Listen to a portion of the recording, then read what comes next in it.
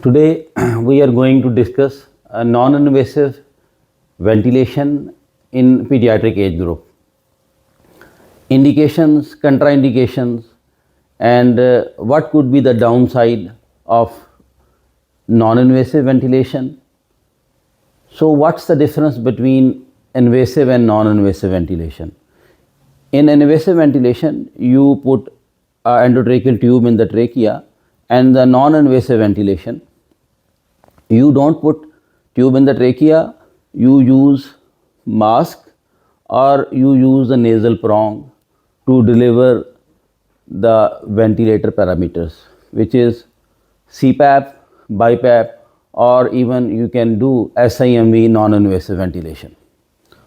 You have two types of devices.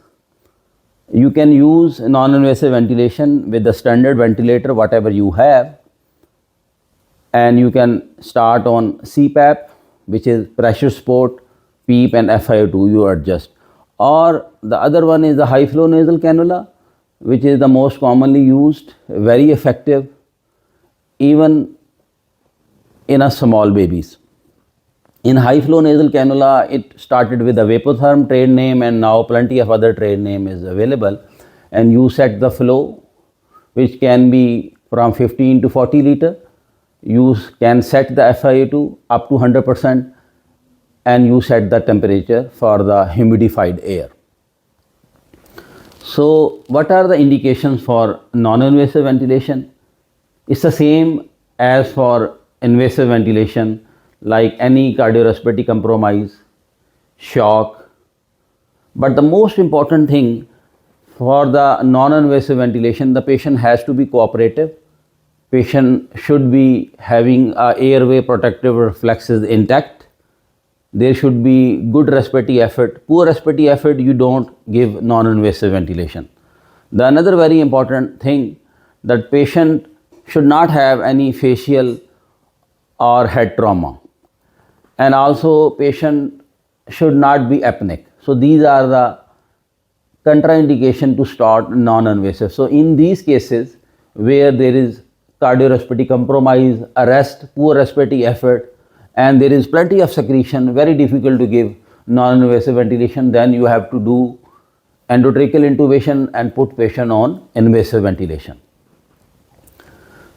So whenever we start non-invasive ventilation, we have to do three things. So you have to sedate and give analgesia to the patient. Patient should be more cooperative so that it can generate better tidal volume.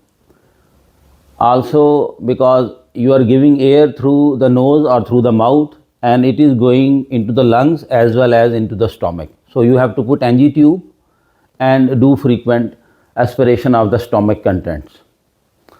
And also you have to, especially in small babies, you can use soothers, and it will help you to keep distending your lungs, because a lot of air you are giving through the nose can come out of the mouth. So sedation, analgesia, NG aspiration, and soothers in the mouth. Most important thing, one downside of non-invasive ventilation, that sometime if you keep increasing the FiO2 and you keep increasing the pressure support or PEEP, you need to know at what point in time you have to start patient on invasive ventilation.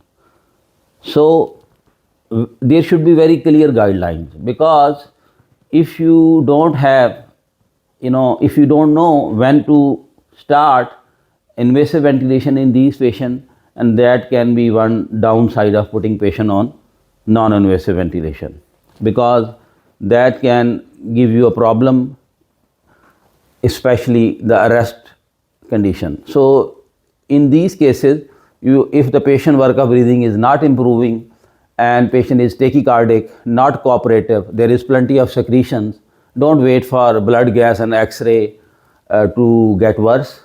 Clinically, you have to go and change from non-invasive to invasive ventilation. So the most important thing in these cases, that you need to have a vigilant staff at the bedside, good nursing care, frequent monitoring of your vitals, and you have to know that when you can switch your gears to invasive ventilation.